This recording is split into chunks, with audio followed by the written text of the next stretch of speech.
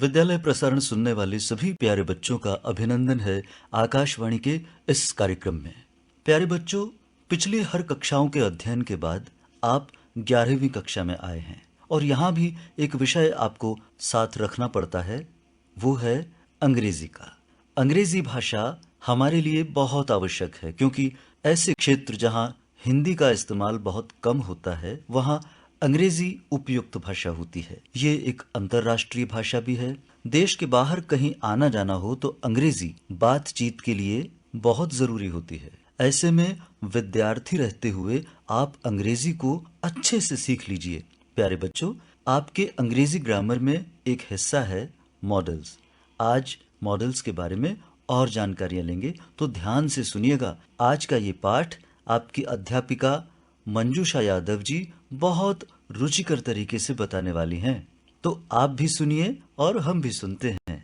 Hello my dear students, a very warm and healthy welcome to all of you, and you are with me in my English grammar class. Chetali ने मिताली से कहा You can speak in English, लेकिन रूपाली ने मिताली से कहा You should speak in English. इन दोनों sentences में speak principal verb है। पहले वाक्य में स्पीक के साथ ऑक्सिलरी वर्ब और हेल्पिंग वर्ब कैन का प्रयोग, जबकि दूसरे वाक्य में शुड का प्रयोग हुआ है। यहां समझने वाली बात यह है कि अलग अलग ऑक्सिलरी वर्ब के प्रयोग से चेताली और रूपाली के कहने का अर्थ ही बदल गया है। यहां चेताली अपने कथन you can speak in English में मिताली को अंग्रेजी बोलने की एबिलिटी यानी सामर्थ्य या योग्यता की बात कर रही है, जबकि रूपाली अपने वाक्य you should speak in English में मिताली को अंग्रेजी भाषा बोलने की सलाह या एडवाइस दे रही है। तो अब आप समझ गए होंगे प्यारे बच्चों कि आज हम इंग्लिश ग्रामर में मॉडल्स को पढ़ेंगे, समझेंगे और वाक्यों में इनका उचित प्रयोग करना सीखेंगे। डियर स्टूडेंट्स, स्वाभाविक है आपके मस्तिष्क में यह प्रश्न आ रहा होगा, what is a modal? Modal verbs are a particular kind of auxiliary. They are used with main verb of the sentence when we need to add special elements of meaning to a main verb. Modal auxiliaries are the helping verbs which help or create a sentence to express mood of main verb. They are used to express ability, possibility, permission, obligation, request and so on. Modals mean mood of main verb, यानी models mood या modality को reflect करता है, अर्थात वक्ता के कहने का आशय मॉडल्स द्वारा प्रकट होता है। सरल शब्दों में कहें तो मॉडल्स ऐसी सहायक क्रियाएं हैं जिनका प्रयोग वाक्य में मुख्य क्रिया के साथ किया जाता है और ये वाक्य में योग्यता, क्षमता, संभावना, आज्ञा, बेचैनी, इच्छा शक्ति इत्यादि आशय को प्रकट करती है। आई एम श्योर कि आप सोच रहे होंगे सभी ऑक्सिलरी वर्ब्स मॉडल्स ही हैं क्या? जी नहीं, मॉडल्स कुछ मायनों में मेन वर्ब से भिन्न होते हैं। Modals in some ways are different from main verbs. Let us discuss the characteristics of modals. The modal auxiliaries do not change their form, whatever be the number and person of the subject. Sentence का subject singular हो या plural, modals के form में परिवर्तन नहीं होता है। For example, I और we दोनों subject के साथ can का प्रयोग किया जा सकता है। I can write, we can write. Modals की इन्फिनेटिव फॉर्म जैसे to shall, to must etcetera या पार्टिसिपल फॉर्म जैसे मे के साथ आईएनजी का जुड़ना मेइंग या मे के साथ ईडी का जुड़ना मेड नहीं होती है। दे हैव नो इन्फिनेटिव और पार्टिसिपल फॉर्म। इंटरोगेटिव सेंटेंसेस में वाक्य के अंदर प्रयुक्त मॉडल्स का प्रयोग प्रश्न बनाने में भी किया जा सकता है। For example, she can go. प्रश्न बनाते समय हम कैन मॉडल का प्रयोग इस प्रकार करते हैं। Can she go? A model auxiliary verb cannot be used alone. A principal verb either present or implied. For example, he will come. यहाँ वाक्य में will मॉडल ऑक्सिलरी वर्ब एवं come प्रिंसिपल वर्ब है। कहने का तात्पर्य है कि वाक्य में मॉडल ऑक्सिलरी वर्ब के साथ मेन वर्ब भी उपस्थित रहती है। ये थी महत्वपूर्ण जानकारी जो मैंने आपसे साझा की। मुझे विश्वास है कि अब आप गिवन सेंटेंसेस में से मॉडल्स को अवश्य पहचान जाएंगे। Now we are going to study the uses and implications of basically two types of modals, can, could, may, might, shall, should, will, would, must are modal auxiliaries verbs. Need, dare, used to, ought to are semi modals. ये semi modals हैं। इनके कुछ गुण models के समान हैं तो कुछ भिन्न हैं। यह भिन्नता कुछ इस प्रकार है। Dare and need can also function as a main verb. They are able to take nouns and infinitives as objects and to conjugate for person, tense and number. कहने का तात्पर्य है कि डेयर एवं नीड वाक्य में मुख्य क्रिया की तरह कार्य कर सकते हैं और नाउन या इन्फिनेटिव इनके ऑब्जेक्ट हो सकते हैं। ये वचन, काल और पुरुष बदलने पर अपनी फॉर्म बदल सकते हैं। While ought to and used to are always followed by infinitives. They do not take as for the third person singular. बच्चों, मॉडल्स और सेमी मॉडल्स के अंतर को हमने अभी जान लिया। अब आप वाक्यों में इनके प्रयोग को समझने के लिए तैयार हो जाइए। मॉडल कैन का प्रयोग प्रेजेंट एबिलिटी, कैपेबिलिटी यानी योग्यता या सामर्थ्य, प्रेजेंट परमिशन लेस फॉर्मल यानी बहुत कम औपचारिक वर्तमान आज्ञा, जनरल पॉसिबिलिटी यानी सामान्य संभावना, पजलमेंट यानी बेचैनी आदि में मुख्यतः किया जाता है। John can drive a car, अर्थ है जॉन एक कार चला सकता है। यहां कैन का प्रयोग जॉन के कार ड्राइव करने की क्षमता को प्रदर्शित करता है। Can I sit here? Can you guide me? यहां कैन का प्रयोग इनफॉर्मल वे में वर्तमान की अनौपचारिक आज्ञा मांगने के लिए हुआ है। Anybody can commit mistake? यहां कैन का प्रयोग जनरल पॉसिबिलिटी को। Where can I study? यहां कैन का प्रयोग पजलमेंट को प्रदर्शित करता है। आइए अब हम मॉडल कुड के प्रयोग को समझेंगे। Could is a modal verb used to express possibility, past ability, polite request and to make suggestions. यानी कुड का प्रयोग वर्तमान की वास्तविक संभावना, भूतकाल की संभावना, क्षमता, योग्यता, विनम्र प्रार्थना, यदा कदा संभावना को संप्रेषित करने के लिए किया जाता है। Nancy could swim when she was at school. अर्थ है कि जब नैन्सी स्कूल में पढ़ती थी तैराकी कर सकती थी। यहां कुड नैन्सी के पास्ट यानी भूतकाल की योग्यता को प्रदर्शित करता है। Could we go home now? क्या अब हम घर जा सकते हैं? यहां कुड का प्रयोग फॉर्मल परमिशन को। The road could be blocked, यह रास्ता बाधित हो सकता है। यहां कुड का प्रयोग फैक्चुअल पॉसिबिलिटी को प्रदर्शित करने के लिए किया गया है। अनरियल कंडीशन में आकस्मिक संभावना को व्यक्त करने में कुड का प्रयोग किया जाता है। For example, if I had more money I could bye a bungalow. यानी यहां वाक्य में ज्यादा धन होने की कंडीशन बंगला खरीदने से जुड़ी हुई है। Could you land me this book please? यहाँ कुड का प्रयोग पोलाइट रिक्वेस्ट को प्रदर्शित करता है। आप सभी बच्चे मॉडल में के प्रयोग से तो परिचित ही हैं। May I come in ma'am? May I make a call?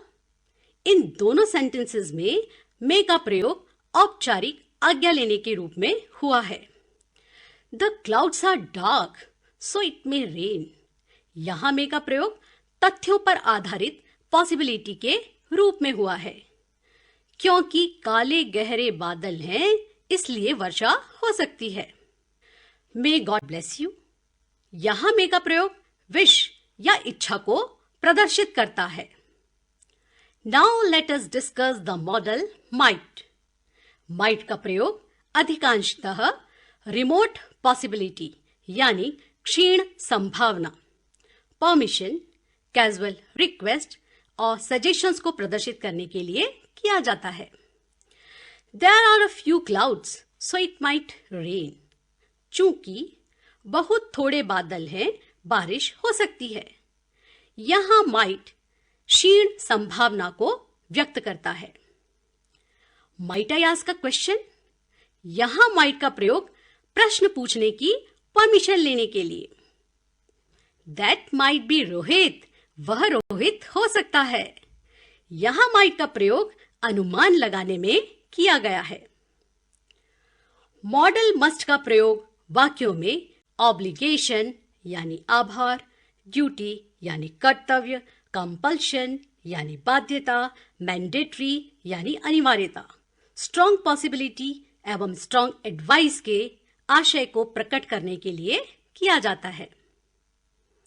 You must have a licence to drive a car. यहां मस्ट का प्रयोग गाड़ी चलाने के लिए लाइसेंस की अनिवार्यता को प्रदर्शित करता है।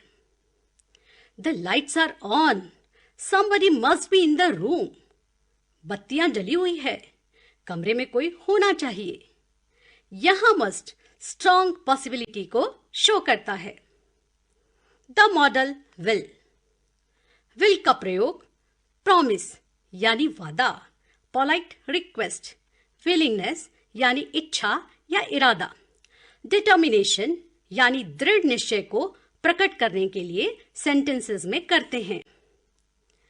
आई विल हेल्प यू। यहां विल का प्रयोग प्रॉमिस या वचन का बोध कराता है। Will you take a cup of tea please? यहां विल का प्रयोग इन्विटेशन या पोलाइट रिक्वेस्ट का बोध कराता है। We will work hard. यहां विल के प्रयोग से डिटर्मिनेशन या दृढ़ निश्चय का बोध होता है। Modal would. We use the modal would to express polite request, past habits, willingness, probability, hopeless, wish, etc. I would like more coffee, please. Would you pass the salt, please? यहां would का प्रयोग polite request वे में किया गया है। Would that I were a bird. काश मैं चिड़िया होती। I wish you would stay with me. मैं इच्छा रखती हूं तुम मेरे साथ रहो। यहां दोनों वाक्यों में वुड का प्रयोग विश या इच्छा प्रकट करने को एक्सप्रेस करता है। Modal shall is most commonly used with the subject I और we. The modal shall is used to express a promise, future action और suggestion. I shall get you a new bike for your birthday. यहां वाक्य में शाल के प्रयोग द्वारा जन्मदिन पर नई बाइक दिलवाना प्रॉमिस या वचन को प्रदर्शित करता है। It's cold, shall I close the window? यहां शाल सजेशन का भाव प्रकट करता है। The past tense of shall is should. Modal should का प्रयोग ऑब्लिगेशन यानी बाध्यता, logical necessity, to express purpose इत्यादि इम्प्लीकेशंस को प्रदर्शित करने में किया जाता है। You should try to lose weight. यहां शुड एडवाइस के बोध को। You should wear your seat belt while driving. यहाँ वाक्य में शुड के प्रयोग से सीट बेल्ट पहनने की ऑब्लिगेशन या बाध्यता का बोध होता है कि तुम्हें ड्राइविंग करते समय तुम्हारी सीट बेल्ट पहननी चाहिए. We use the modal ought to in expressing moral duty, advice, logical necessity, etc. Everyone ought to obey the elders. यहाँ बड़ों की आज्ञा मानना यानी नैतिक कर्तव्य के बोध को प्रदर्शित करने में ought to का प्रयोग हुआ है. You ought to take some exercises. यानी तुम्हें कुछ अभ्यास करने चाहिए. यहाँ ought to का प्रयोग परामर्श या एडवाइस के लिए किया गया है. Semi modal needn't is used to express absence of obligation or not necessary situation. For example, you needn't wear a sweater as the days are warm. यानी आपको स्वेटर पहनने की बाध्यता नहीं है क्योंकि दिन गर्म है. Semi-modal daren't is used to express mainly absence of courage, यानी साहस का अभाव को व्यक्त करने में इस मॉडल को प्रयोग करते हैं. The USA daren't attack China, यानी यूएसए में चाइना पर अटैक करने के साहस का अभाव है. The semi-modal used to expresses past habits or accustomed habits. For example, Shanu used to swim 1 hour daily in childhood. यहाँ used to शानु की चाइल्डहुड में 1 घंटे तैराकी की आदत को बता रहा है. We are now used to work without electricity. यहाँ used to semi model हमारे बिना बिजली के भी काम करते रहने की आदत पड़ने या आदी होने को शो करता है. Dear students, किसी भी मॉडल के नेगेटिव वे ऑफ एक्सप्रेशन के लिए आपको उसमें नॉट जोड़ना है. For example, John can't drive a car. यहां कांट का प्रयोग जॉन के कार चलाने की इनएबिलिटी को प्रदर्शित करता है. He couldn't type fast when he was in job. यहां कुड के साथ नॉट का प्रयोग टाइपिंग फास्ट नहीं करने की इनएबिलिटी को प्रदर्शित करता है. It may not rain tonight. यहां मे के साथ नॉट का प्रयोग बारिश होने की लो प्रोबेबिलिटी को प्रदर्शित करता है. You shouldn't use this computer without permission. यहां वाक्य में शुड के साथ नॉट का प्रयोग नेगेटिव एडवाइस को प्रदर्शित करता है.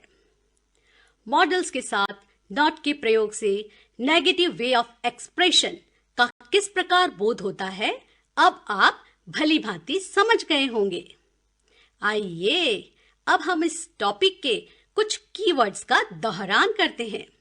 Model auxiliary verb is used to add special meaning to a main verb. Modal auxiliary verb do not change their form whatever be the number and person of the subject. They have no infinitive or participle form. Can, could, may, might, shall, should, will, would, must are modal auxiliaries verb. Need, dare, used to, ought to are semi-modals. Dear students, I hope कि आज ही आप models को परीक्षा की दृष्टि से तैयार करेंगे. Wish you good luck and have a great day. Thanks. तो प्यारे बच्चों, अंग्रेजी ग्रामर का ये टॉपिक मॉडल्स आपको बहुत अच्छे से समझ आया होगा. तो अब हम आपके साथ आपकी अध्यापिका मंजूषा यादव जी को भी धन्यवाद देते हैं जिनका ये आलेख था और प्रस्तुति थी. अब अगली कक्षा के इंतजार के दौरान पढ़ते रहिए, बढ़ते रहिए. नमस्ते बच्चों.